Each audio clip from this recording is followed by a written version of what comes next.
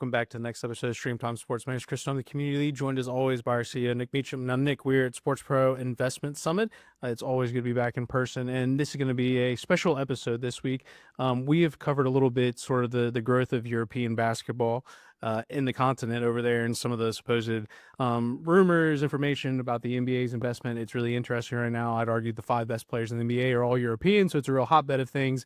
But you've got a little bit of an exclusive interview that you were able to do with someone that's going to give us a little bit of insights on this episode. Look, I think it's one of the biggest topics and most exciting things happening in European sports right now is this conversation around the future of basketball in Europe and whether the NBA is going to come in and hit the ground running with this new NBA Europe concept, or whether EuroLeague is going to come to the party with a new strategy and do something different there, or those parties will come together and launch something in partnership. But I got the chance to speak to the CEO, Chus Bueno, who obviously EuroLeague, who actually just spoke also on stage at the event, and we went into a bit of the detail of their plan, their approach, their willingness and interest to work with the NBA, the questions about their plan or the NBA's plan, and a really sort of 360 look at how they're looking to approach this situation that's facing them. Well, we'll hand things over for that interview, Nick, but everybody do tune in because, like I said, it's a very interesting topic. Great time for Europe when it comes to basketball. And we also had one of the Antetokounmpo brothers here as well, which was nice. Always good to have professional athletes with us, Nick. Definitely is. That content will probably be on a few different channels, and pretty cool. He's probably the tallest person I've met. Were you not at Sports for AI when we had Greg Oden? Oh yeah, no, he was big. Yeah, he might be the tallest. Who does name dropping NBA players now? But yeah, there you go. Stars on Stream Time. But thank you, and we'll hand things over for this interview.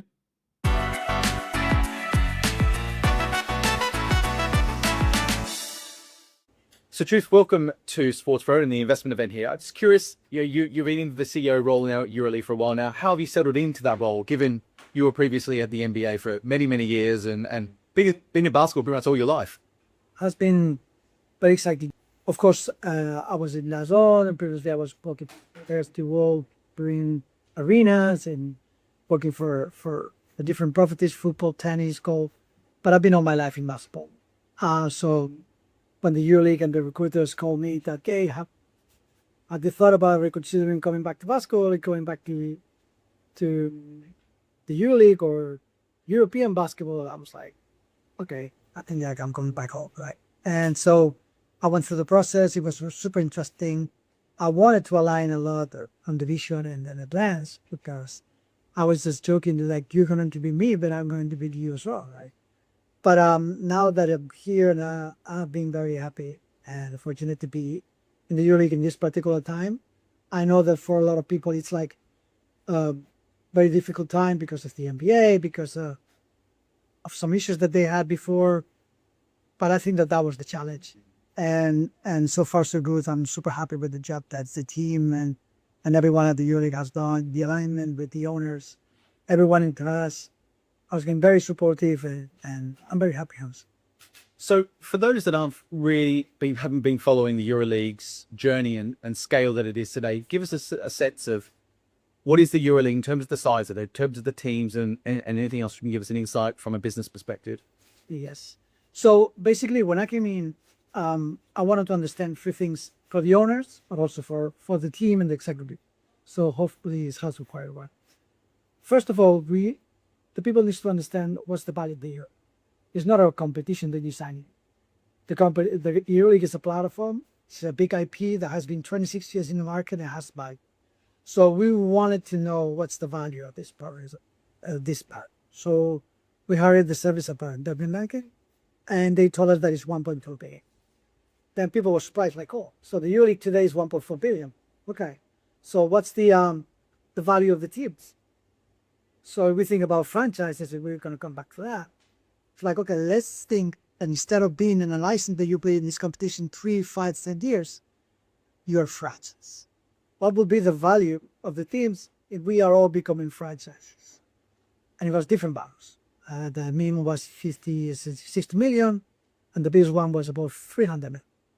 So it's like, okay, so I have a franchise that is, let's put them into the average between 150 to 150, and I'm in a league that is 1.4 billion value. So that's a big value, and they were not thinking about this before. That indeed. And then, of course, is a competition that is 20 teams play, 13 they have this long-term license, which they're going to become franchises soon. So they understood, okay, this 13 that has this value in this competition, that this competition has this brand. And we have another 7 teams. The one is coming from the Euro Cup, our second tier competition, and the rest are coming with quali cards. That was the situation. So like, okay, how we move this to the next level? And the idea that we share it and the board bought was, okay, let's become all franchises. Now we understand the level of the investment or the valuation of our teams. Now we understand the value of the league. Why we don't become franchises, all of us, and we can create some other franchises and create an expansion, go to the market and get another 3 or 4 or 5 more. And how much this will be for the teams getting all this money from expansion fees, but also what would be the value of this competition if we are in more markets with more teams and big brands. So that was where we were and where we wanted to be in the next 4 years. And the board bought it. Unanimously, they approved the plan. And we decided to move to franchises and to go to market expansion and to get them additional, I keep saying up to 8 franchises because we move into 24 teams next season. But it could be 5, 6, whatever makes sense. We don't have to rush.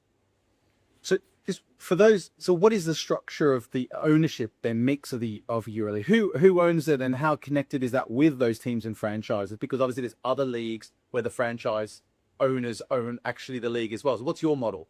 So today we have a model where the teams, the ECA shareholders, are the owners of the EuroLeague and EuroLeague properties. And the ECA shareholders are 75% teams and 25% are leagues. The EuroLeague and some domestic leagues, 9 domestic leagues. So all of them together is 100% of the ECA shareholders, which are the ones that create the IP, EuroLeague IP, and then EuroLeague events, where it's the operator of the IP.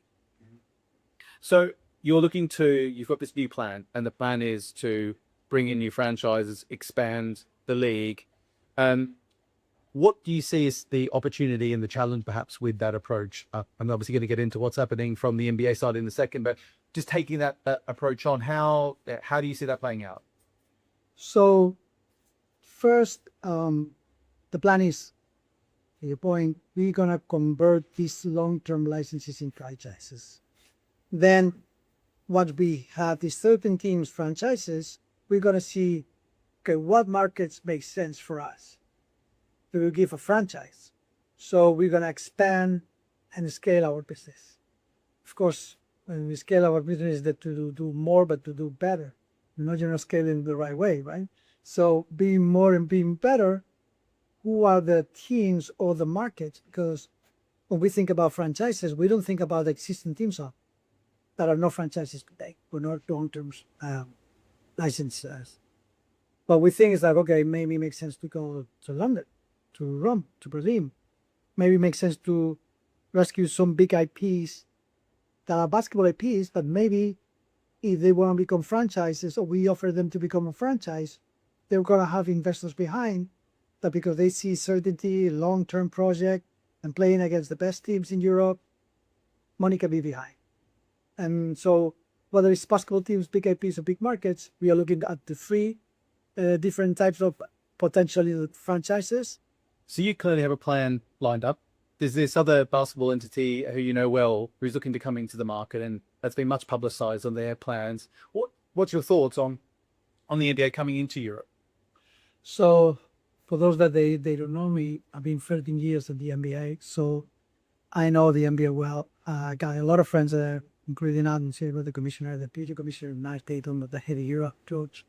And I was actually part of the team when I was there that were thinking about if we come to Europe, what we should do in Europe. So I'm very familiar with the intention of the NBA coming to Europe. Before I came here, there was a little bit the teams or the ownership was very reluctant to everything that was coming from the NBA. One of the things that we were discussing at the board level is if the NBA is coming and they're raising billions, as they're saying, and they're an extremely good operator, as they are, we should be open, don't be afraid, and we should be open to explore the opportunity to maximize it. If we want to increase our revenue to 100%, maybe it's better with the NBA than without the NBA. Maybe not, but we assume the bet yes. So let's be open. Let's explore. Let's try to, if they're coming, they're finally coming, because I know that they're in a process and they're coming, but still they have to enhance the cities and sponsors or things like that. Let's be open to see how we can maximize. Yeah. Because the contrary, if we have two leagues, yes, we have to compete. We fine, we will, but it's going to be fragmentation in the market, and fragmentation not only dilutes value, fragmentation creates friction. And when we're competing, you know that things are going to happen that you're not going to like. And if we can avoid this fragmentation and this friction, I think that it's my responsibility, their responsibility as executives that are defending and protecting the interests of a lot of owners and people and investors and partners and TV partners to explore what it will be the best way for everyone. At least to try. And if at the end we have to compete, we have to compete. And so what's your thoughts on their plan? You've obviously seen the details of it. Do you think it's a viable model to come into the market as they suggest they can? Well, I haven't been in the video room. Let me start by saying that I don't have access to these numbers. What I would say is that I wish I was here 3 years earlier. And for me, the right approach would have been to do a deal with the EuroLeague and then go to the market and find more money to get. Because you have certainty, you have the biggest IPs, the biggest clubs, the biggest fan base, biggest cities, and then you show to the market and investors certainty, track record. Already the baseline is huge because you have the best of the best, and how you go from there, how can they support investment money. For me, that will be the best part. And by the way, every merchant acquisition or when someone is coming to the market, they're trying to do this with the leader of the market because it's better to go from here than to start from again. At the contrary, I would say that coming along, for me, has much more risk, much more uncertainty. They don't know the teams, they don't have cities, they say the cities that they want. They don't have the fan base in some cities. I think it's very risky. Execution risk and reputational risk is on the table. So I would avoid that. And that's what we both know, that it would be better for both sides, not for only one side. So what would that look like if you were to actually end up working with the NBA on this in some way? Have you got any ideas as to what the construct of that relationship could and would look like? This is not a proposal, but it was in the past, and I think that this is some sort of the framework that we should work. For me, it would be easier if we have 13 teams. We are the 5-6 markets that they're talking that we don't have teams, whether it's Manchester, Lions we have in Europe, or Berlin, or some Rome, and we add those teams to the existing franchises. We become franchises. We already do that. Mm-hmm. And then we have these 13 plus these 5-6 markets. And I think that having all these teams from EuroLeague already in and going to the market to find somebody else will be better, and maybe the money will be there. So the money that will be raised will be similar money. We can still do that. We can still do a partnership and then complement this with the city that there is not an existing EuroLeague. And what we will do with this money that is raised, so if the NBA wants to give me money and we get some money and to compensate the people that has been 26 years building this business, fine. If they can also, we can also allocate some money for working capital. We do a rebranding of the partnership and your EuroLeague, you name it, that doesn't matter. That will be great too. So things like this, I think that it will be the normal way to do in a partnership. There's been mixed reactions to the NBA's proposal and suggestion coming into the market. There's also been mixed reactions to the plan and suggestion that you've released as well. What's it been like to see how the market's reacted to the way you presented this plan of almost fighting fire with fire a little bit by coming up with this new franchise model as a reaction to the NBA's interest in Europe? Well, this is about the franchises. I have a lot of friends inside the board, the EuroLeague, because of course they're colleagues for many, many years. And they knew, because I told them in 2022 when I was voting at Legend 63, that they had to move me that direction. And I was explaining how they should do it. And I was even considering investing with 63 and Legends to help them to do this transformation. So remember, I was working in football, tennis, golf, but in basketball, I wanted to do something in one. And the idea that I brought to the former CEO is just, let's try to do something like this. We can invest some money from my power equity owner that it was 60 back then. We didn't end up doing anything, but that idea was even before the NBA was announced that they would come. So for me, just implementing this was a no-brainer because I was thinking about this many years. I think that the market, not only the existing news, the market saw these as the right move. We need to leave some spaces, some spots for the Euro Cup, so we have promotion, relegation, maybe a couple for wildcards, but the market needs certainty. And I'm aware that meritocracy is important, and I want to protect that. Euro Cup, maybe in the EuroLeague we expand to a bigger number, but in order to get money, investment, certainty, people investing 1 billion in arenas, they need some, and the investors need some. So moving to this world of franchises, I could see that the market reacted very fast, very well, and say, if you're doing this, we're coming. And today, we have more than 20 people interested in getting one of the 6 Southern franchises. Willing to pay between around 100 million, maybe a little bit less, just to have one franchise tomorrow. So the certainty, the plan, the vision has been validated by the market, because sometimes you make assumptions, but maybe the market isn't buying it. The market bought our plan because it's very certain, it's very simple. We have this business, we have this revenue, we have these brands, we have these audiences, we have this in social media, everything. We have all the data, we have all the 26 years of track record. And with all these changes, this is the valuation of the company in 3-4 years. The same algorithm, the same format shows that we will be almost 4 billion in 5 years if we execute the plan. So we are doing 2x, a little bit more than 2x in 4 years. And they have seen this, and that's why we opened the data room last Wednesday. And we have already today, not even Boundary, 4 teams that are willing to do buy after today. And the process is 2 months. But in 5 days to get 4 of the 6 is not a bad number. Do you know if any of those potential investors are looking at both the NBA's approval and yours, or was that one of the things you have to navigate? Yes, there are some. I mean, I understand when the investor is looking to invest in basketball in the market, they want to see everything. No, when you want to buy a house, you want to see that all the houses in the neighborhood that you want to live. So I think it's a normal exercise. There's 2 different models. They have to choose. So basketball is clearly one of these sports that, in some ways, you can say has a really strong following and backbone in Europe already. Some would say that it still has so much growth in it. That's something that you're obviously saying.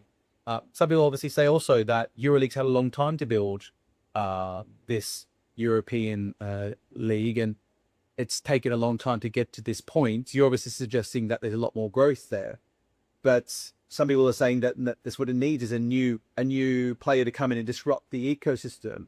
What's your view on that? Do you basically feel like, look, we're on track? Do you think that there's some accuracy that maybe it's been slower than expected to grow the EuroLeague, and people like the NBA can help bring that forward?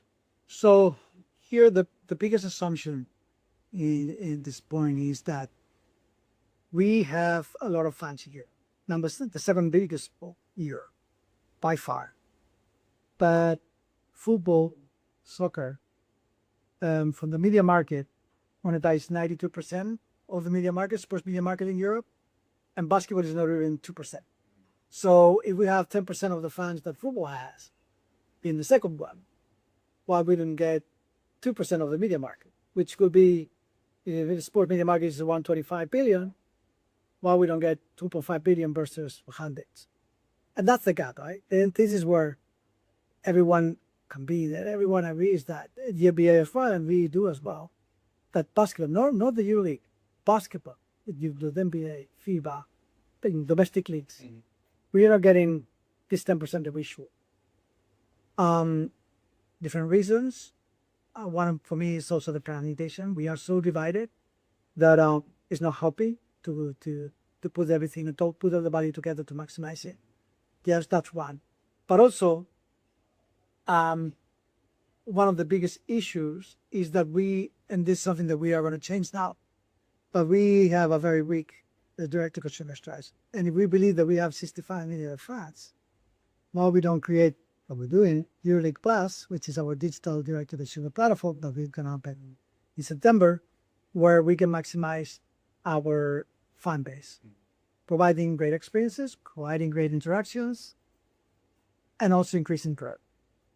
So whether it's our OTT, predictions, betting, merchandise, ticketing, you name it, we're going to have everything that is in every system in the direct-to-consumer relationship in one place. Because if we have the 65, but we say that we have 10, 11 hardcore fans, just imagine if we take $9.99 or $50, each of them, 10 months. That's $1 billion riders. And we don't do it. So what needs to happen to get 1 million of these 65 pay $9.99? Could be subscription, not typical. But could be also with betting, could be also with fantasy, could be also at the end is just to strike $100 of €100 a year for each of our hardcore fans. If we do that, then all this value that we're losing, you're gonna get back. On the notion of going direct to consumer and tapping into that hardcore fan base, why has it been that the EuroLeague hasn't taken that step yet? Has it been more just not had that as a priority to maximize those media revenue streams, or has it been taking a different approach to that? Well, I think that he was more focused on the B2B business, I think, and you need to have a clear idea about what you want, how you want to build the relationship with the fan. And we had the OTT, it was one place, we had the website, one place, different backends, different developers, different all of them great, but we were one here, one here, one here, one here. So what we're building now is just one platform. It's going to be EuroLeague platform. It's going to be the source code. It's going to be ours. And then to this platform, we're going to add the best of each, the best of the OTTs, the best of the editing or prediction, the best of, and then having everything in one place, you can interact, which it's cross-marketing, and we can have a better relationship, understand better the behaviors, not only the interaction, and maximize all this business. And for whatever reason, where I was not here before, was not in place. So this is the biggest gap ups. I think I saw an announcement recently that Real Madrid has showed their support to your plans. Can you just talk a bit about that, what that means? Well, since day one that I joined, I was optimistic that not him, it was husband, it was Fenerbahce when I came in, but they didn't sign it. Very happy that I think that the people, board, the GMs and the owners are getting more confident with the plan. It was super important to have alignment. The group was a little bit divided. Now everybody has a clear idea of what we want to do, where we want to be in 3 years. This is the money that is coming from the first round of expansion fees. And this is the money that we are expecting in the 2030, 2031 on expansion fees, which is a big amount of money for the owners. This is a plan that we have on the business side. We are adding more assets. We are adding more markets. We're expanding to new territories. But very much more in detail. It's not just a wheel, list of wishes. And they bought it. And they feel like now they have a plan. They're happy about it. And I think that, of course, the Real Madrid and Fenerbahce join it is a strong signal that, okay, we want to be in the best league. We want to be here, and you have a plan, so we are in.